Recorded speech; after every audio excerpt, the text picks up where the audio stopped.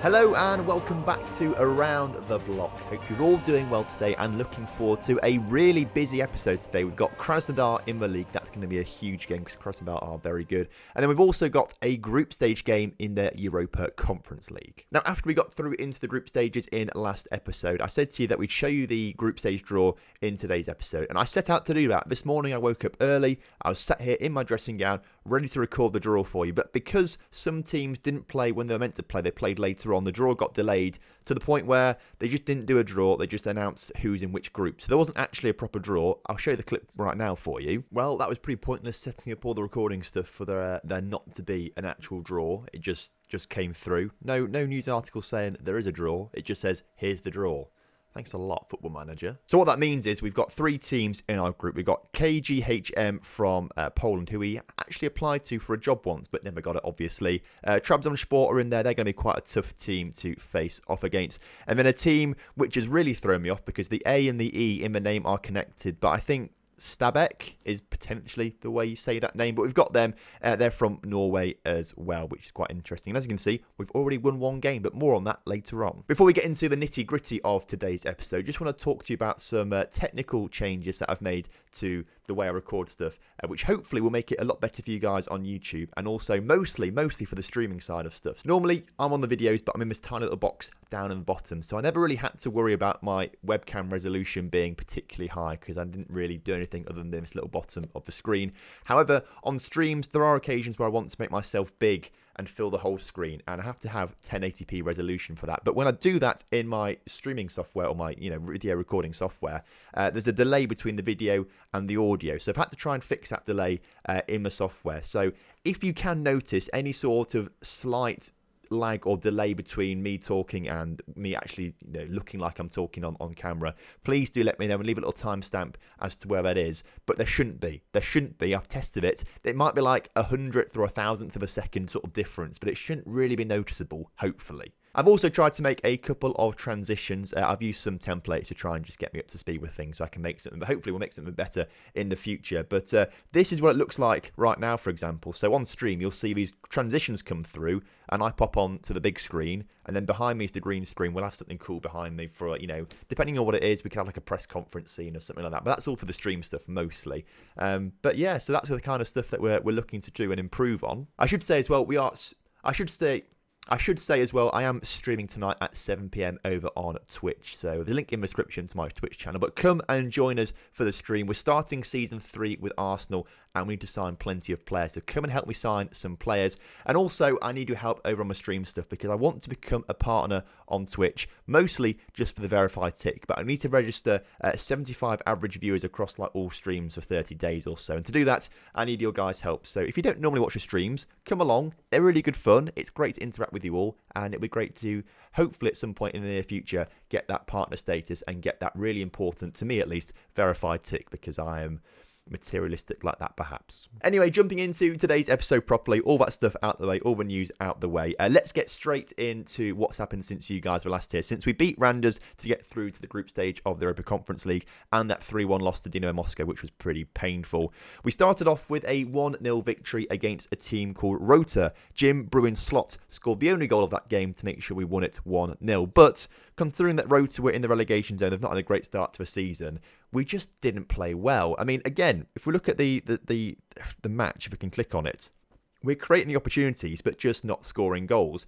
And I think what it is, it's Greg and Dodie just not creating very good opportunities for us. So we're going to move away from wingers, and I've decided to go for a wingerless formation for the last 3 games, and it's worked a bit better. We've gone for a 4-4-2 diamond, essentially. It started off pretty well against Volga. We won 4-2. Mohamed scored a goal, Brunslot got a brace, and Sadikov got a goal from a corner as well. The issue is we did concede 2 goals. One was a penalty. There's not much we can do about that. And they did have a good chance coming forward as well. But we did get a good result, and we actually scored some goals, which was great. So I was kind of pleased with that. We carried on with that in our first Europa Conference League group stage game against Stabæk. And we won that one 5-0. Brunslot with a hat-trick, Anton with one, and Mohamed with another penalty in that game. So I was thinking, brilliant, the 4-4-2 diamond is maybe the way to go. Until we got knocked out of the Russian Cup at the 5th round stage by a team that we went on to beat 4-1 with wingers earlier on in the season. So I'm a little bit confused and conflicted as to which formation we should be using. But I think for today's episode, we're going to stick with the diamond and just give it a little run and see what we actually can do with this diamond. And if it doesn't really work against Krasnodar or KGHM, we decide to scrap it, go back to wingers maybe. So this is the team we're going to be using to take on Krasnodar today. And hopefully we get a good result. No more transfers since you guys were last here. I think there was like a week left of the transfer window. We had 3 players maybe coming into the club. We could probably only afford like 1 or 2 of them actually, because I bid for 3 thinking we might only get 1 or 2 of them. In the end, we got none of them, so it didn't matter too much either. But no more transfer news for you. So this is the team that we're going to go with. Fructal in goal, who's been still all right. All right. It's £14 million maybe wasted, but he's been all right. Akiv is starting at left back today instead of Horny, just to give Horny a bit of a rest, but also because he has been playing quite well and is slightly better in that wing back attacking role. We've got Sadikov and Anton at the back alongside Borisov, which would be quite good. Not sure if you've been properly introduced to our defensive midfielder. He's more of a centre midfielder actually, but Aveyasyan is in the CDM position today. That's what he's doing. I can maybe say that name after a few attempts, but he's in the CDM position. He looks like a fairly average player. Obliakov and Mohamed start in the centre of midfield today, behind Cherchev, the guy we brought in from Manchester United, with Brunslot and Markovic starting as our strike partnership. The only worry I have is it's a narrow formation. I like to have width in my formations, because I feel like all the width is left to these two to do, and I feel like that's a lot of work for them to do. And it might leave us a little bit vulnerable defensively. But if Dodi and Greg don't want to play well, we can't really justify using them, can we? So we'll try it out still and see how it goes, and hopefully it works out for the best. So kickoff is upon us here, and straight away there's a highlight for us, which we have in and around the Krasnodar area. Borisov to put this in the area. Mohamed on the edge of the area shoots, and it hits the crossbar and goes over in the end. You hate to see it, but a great little start from us. If we can keep that sort of pressure up and create chances like that right from the bat and keep doing that all game, like potentially with this free kick, Obliakov in the middle, cleared only as far as Aveyasyan, which I think I'm getting better at saying. Back to Aveyasyan, into Anton. That's a much easier name to say. Anton, these two are trading the ball quite nicely as they try and keep hold of possession. They've done that quite nicely. Mohamed puts the ball up to Ramirez, obviously interception there. And in Krasnodar, are they going to come forward and actually score a goal? No, Aveyasyan really doing well on that right-hand side, despite being a centre defensive midfielder for some reason. He's doing well on that right-hand side. We get the ball across to the other side. And is the ball fine? Lads, just put across in the middle. I'm fed up of talking about this now. In the middle, we didn't score a goal from it. It's not even worth it. Oh, I hate Football Manager sometimes. Makes me talk for so long we don't even score a bloody goal. You hate to see it. We might have a chance now, though, as Brunslot gets it into Mohamed. Across to Akiv. And Akiv can come forward in the middle, put the ball into Obliakov, into Markovic, and we finally got that goal that we needed. And to be fair, I think we deserve it. We've done really well. We've created a good few opportunities in the first 15 minutes, and I think we really do deserve that goal. It's a very intelligent bit of play here from Akiv to play it to Obliakov, who was just in space, and he puts it into Markovic, who has to run back to get the header, but no one went with him, left on his own, goal. Can we just finish this off now?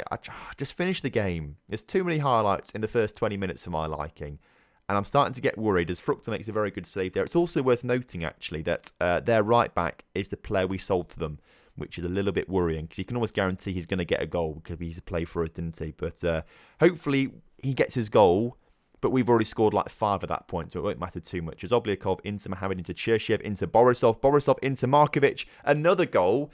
And to be fair, the Diamond's working really well against Krasnodar. Great passing play here, I've got to say. Really good passing manoeuvres. Obliakov, Mohamed, Cherchev. It's like one-touch football. There's Borisov into Markovic. One-touch football. That's all it is. One-touch football. And it's 5th of the season already. You love to see it. This first half is being defined by the number of highlights. I've probably cut some out of it by now, because it's just going to go on for so long if I keep all these highlights in. There's been so many, but can we grab a third goal before half-time? As Mohamed into Cherchev, across to Borisov, Borisov across the 6-yard box. Oh, that's like the third time we've hit the woodwork.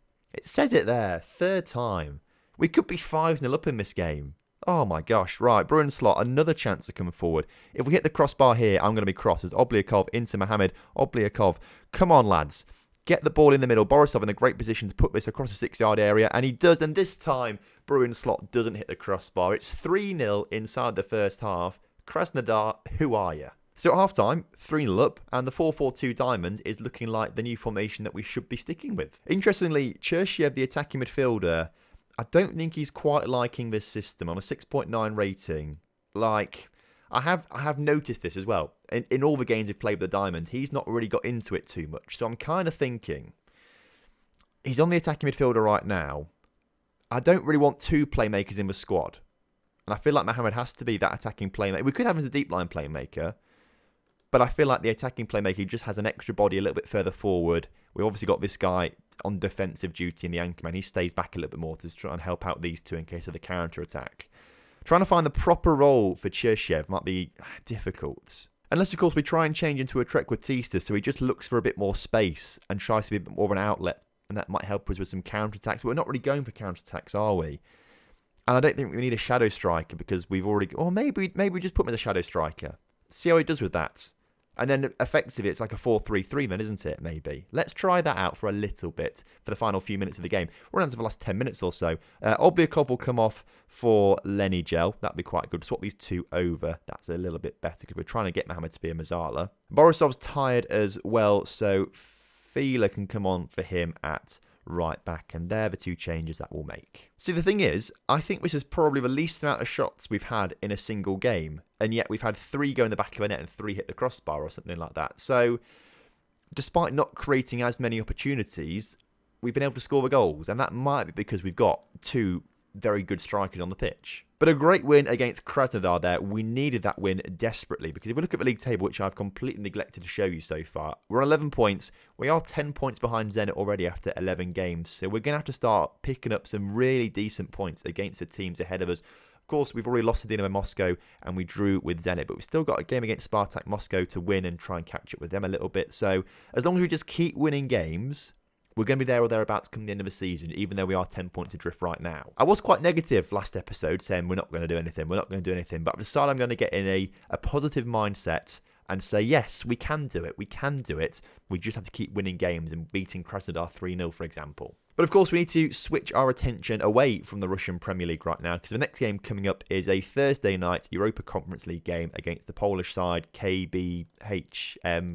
What are they called? I can't read it before it goes off the screen. But we've got a big game coming up in the Europa League. Dodi has now been dropped by Belgium after he's been dropped by us. And actually, he's a player that I do want to get rid of because he's getting old. He's 30 years old now. He's decreasing in his attributes, and he is a troublemaker because all the conversations that we've had with him, he's been really rubbish in training. He's been getting like the worst training rating. So I said to him, I'm disappointed in your training. He comes back to me and says, are you sure about that? Like he's challenging me on that. And obviously, I think we showed last time that he wasn't very happy with me for various different reasons. So he seems to be causing a few issues in the dressing room. So I'm going to try and get rid of him come January. But if we get rid of him and the diamond formation's working well, he might not be replaced. For the game then against KGHM, do we want to make changes? I'm not too sure. I think we'll give Lenny Gel a start. He'll start instead of Mohamed. You'll see as well here, because obviously in the Russian Premier League, we're allowed 12 subs. In European football, we're not. So I've got like my first 7 subs that I'd want for these kind of games as 1 to 7, and then everyone else for 8 to 12, just to make it a bit simpler for me. So as you can see, Greg and Dodi are still on the bench in case we want to go to wingers, but if this starts to work really well, they'll probably get drops off the wing for players in these positions a little bit more. Let's also bring Horny back onto the pitch as well at left back, see what he can do. And I'll tell you what, Cherchev, let's take him off. Let's see if Amelin can just play a little bit better in this system. I think you might have met him before. He's like the next sort of youth prospect to come through. 2.5 stars current ability, 4-star potential. Obviously not quite as good as Cherchev right now, but if he plays well, he might be used a bit more. Right then, kickoff is upon us once again. Fingers crossed we get another great victory here today to take us up to 6 points in the Europa Conference League Group. Of course, if you've not done already, please do drop a like on the video and subscribe to the channel if you're new around here. I would massively appreciate that. And so would Martin Horney as he puts that one in the back of the net inside of 2 minutes. You love to see it. Thinking of Martin Horney, actually, there was some on the Discord server, which is linked to down in the description below. Someone came up with a chant for Horney, which I don't think I can quite repeat on YouTube, but it was quite funny. As we can see as well, Trabzonspor are beating Stabak as well. Hopefully, these guys can actually grab a draw or beat Trabzonspor, because that would help us out massively, because Trabzonspor are probably going to be our biggest rivals in this sort of group. But obviously, we want to be topping this to go straight through to the second knockout round rather than have to go through the first knockout round. So obviously winning the group does have a big advantage, and hopefully we can do that. But if we beat Trabzonspor, it doesn't matter what they do in the other games, as long as we beat them. Borisov into Markovic, back to Borisov, into Amelin, and Amelin putting in that just wide of the post. He's getting in some positions that potentially Cherchev wasn't getting in the last game. It'd be interesting to see how these two do. We'll keep rotating them a little bit, I think, as Horny with a great cross in the middle, Borisov putting that just over the bar, and the two wing backs there combining very nicely. So maybe I'm wrong, because I always think having some wingers to help these guys out is the way to go. But we've already seen Borisov get a couple of assists. We've seen Horny grab a goal. Maybe we don't need the wingers. Maybe the diamond is the way to go. It's working out pretty nicely for us so far in today's game. But what I have noticed is without the wingers, we are creating less opportunities for ourselves. But having that extra striker on there, potentially Amelin, if we move into a shadow striker again, that's like 3 strikers. And that's the trade-off we're having to make a little bit. We're creating less opportunities. But I think the opportunities we are creating are actually better for the people that are there right now. In the meantime, though, Markovic has played terribly today, so Popov will come on. There's a chance about Popov as well from the Discord, about Popeye, obviously, because it's a very similar name, but I can't remember off the top of my head. So go and check the Discord out if you want to see it. Amelin, despite having a good opportunity, is on a 6.4 as well, so Cherchev will come on for him too. So they're a change that will make, and again, Borisov looking tired, so we'll bring Mohamed. Can he play it right back? He can do. Oh, I love that versatility. Let's see what he can do then, see if he can put a good cross in the middle. With 10 minutes to go, though, I doubt we'll see much of an impact from these particular players. But we have managed to secure, as it stands right now, a 1-0 win. And it doesn't matter how you win them, 1-0, 5-0, 3-0. Doesn't matter as long as you pick up the 3 points. That was a terrible throw-in from us, by the way. What was that about? As they're looking to counter-attack. And I've said we've got a 1-0 win now, but you can guarantee a 92nd minute they're going to score a goal now to make me eat my words. As they come forward in the middle. This is not the time to have the animation on, is it? I can definitely make some better scenes for that. Definitely make some better scenes to make that a bit more better. But that's the kind of thing we need to introduce a bit more. Just me crying, but big. Big on the screen. Oh, not just in the corner. Big. So you can all see my tears as we draw the game 1-1. And that then suggests that maybe the diamond isn't the way to go. Oh, it's so confusing, isn't it? Very confusing. Trabzonspor won their game, I presume. So we go level on top with them on points. We've got better goal difference. Let me know in the comment section what you guys think about the. Let me know in the comment section what you guys think about the diamond. Is it the way to go, or is it not? Next episode, then, we're going to come back for a big derby day against Zenit, and then do that second Trabzonspor game. I know that Spartak Moscow game's right there, but right at the end of the season, we've got Spartak Moscow as well, and I feel like that might be a little better to do right at the end of the episode. It might mean something a little bit more there. So we'll skip that Spartak game, but come back for the Zenit and Trabzonspor game, where hopefully we've beaten Trabzonspor before, win that game, and we're pretty much through to the later stages of the Europa Conference League. So thank you ever so much for watching today's video. I hope you guys have enjoyed. If you have done, please do drop a like on the video for me and subscribe to the channel if you're new around here, and come to the stream. Watch me stream tonight with the Arsenal save. We're starting season 3, so it's a good point for you guys to get involved. Help me with some transfers. We're going to be streaming for a few hours tonight as well, so plenty of time to get involved if you're watching this video a little bit late. I'm going to go for a run very quickly, and then I'll be back at 7 PM UK time for the stream, so I'll see you there very shortly. Have a great one. Goodbye.